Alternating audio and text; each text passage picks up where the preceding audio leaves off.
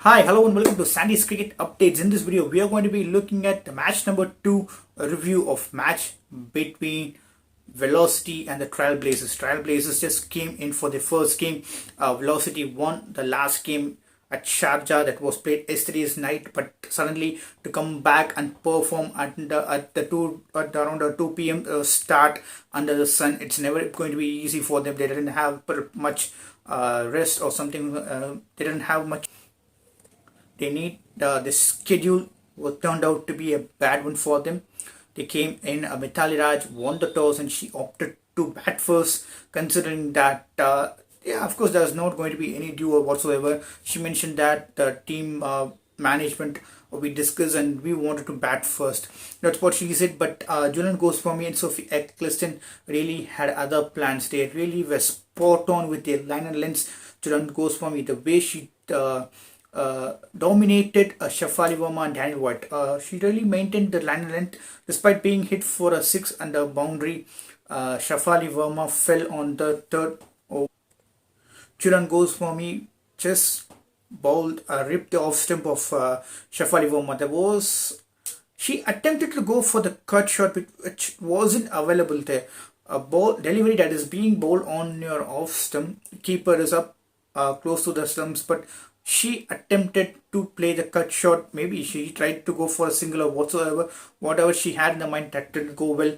She lost her wicket, and Sophie Eccleston started to dominate from the other end as well. Mithali Raj tried to shuffle down the shuffle, and she missed it completely, and she was given a leg before wicket.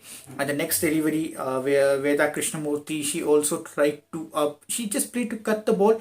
Again, the she was beaten by the pace. The arm ball bowled at 90 km speed. Because of every spinners we saw in this particular year, in the last game as well, they were bowling at the pace of around 65 or 77 or something like that. Eccleston really had the pace, that 90 km per hour arm ball that just really came back drifting in, did the damage. They committed to the shots very early, and they just missed the ball completely, and it's kind of a you miss and I hit. That's what the Lionel Lens was. Basics of cricket from a left arm orthodox that generally brings into the table. They can't extract much of a turn with the new ball. You have to be spot on with the ball to get the ball drifting quick to the stumps. That's what Eccleston done, which paid off well for her. Continuously, wicket keeps fell. Sushma Verma also lost her wicket. Also, Daniel White tried to go for an expensive slog over the mid-off region. Was caught by Smriti Mandhana inside the 23-yard circle. The game was up to Sunil Ease and Shika Pandey because the last recognized batting pair, perhaps they were the only two who could bat and take the game deep, but they weren't also able to get to a good momentum.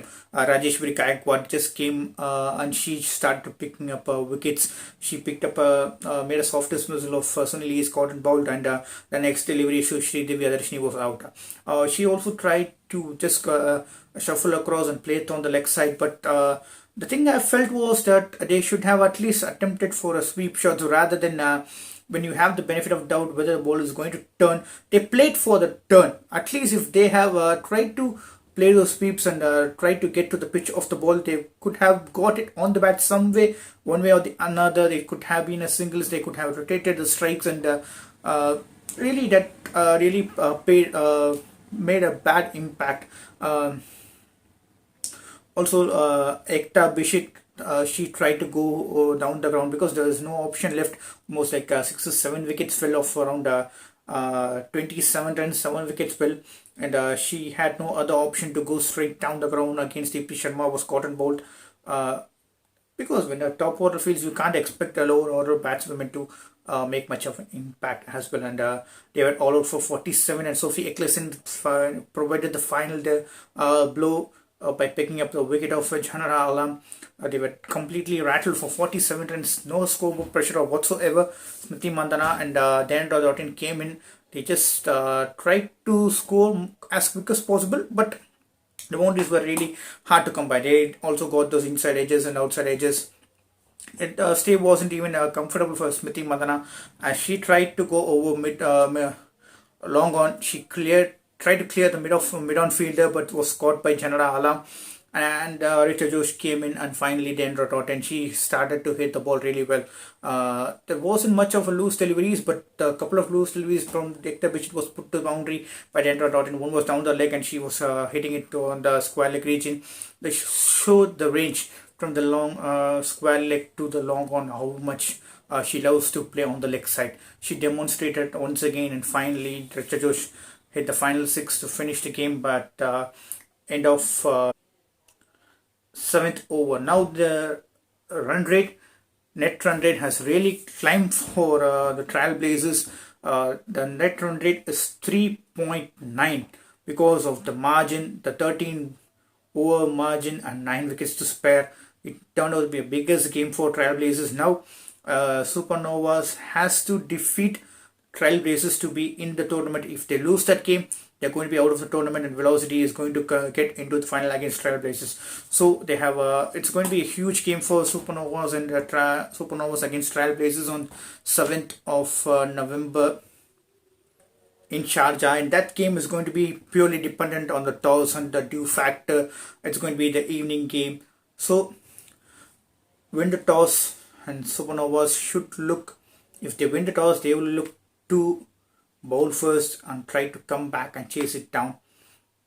Hope the tournament turns out to be a good one for them.